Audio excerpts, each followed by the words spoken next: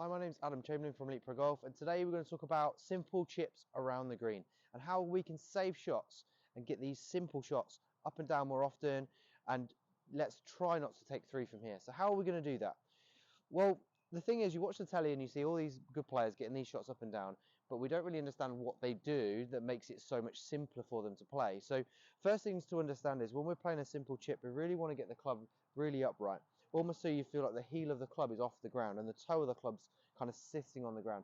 That way, when the club is upright like this, the club really swings on gravity and it swings really much straight back to its original playing position. Whereas when we've got the club on this angle, it's always going to want to fall down. So it's much simpler to play from this location because it gives us the best chance of kind of getting that club swinging back to where it was at address.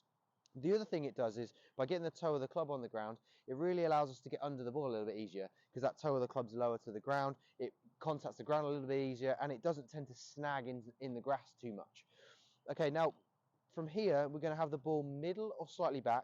We're going to get really close to it because we're standing the club really upright.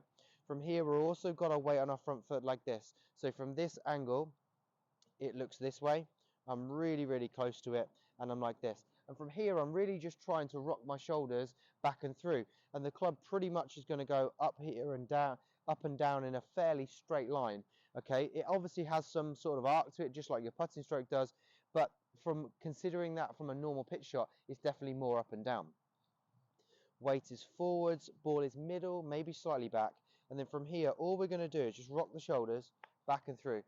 The club glides through the surface really nicely, even out of a poor lie. If I put this into a lie where there's a bit of mud underneath it, I can play it exactly the same way. Ball here, just make sure the club brushes the ground. Ball pops up, didn't come out quite as cleanly as the one before, but it's definitely an adequate shot.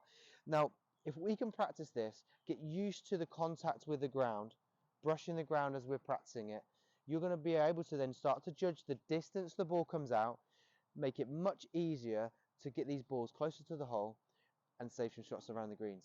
If we can start to get more up and down more often, not take three from this location, you're going to be lowering your scores in no time. So I hope this helps.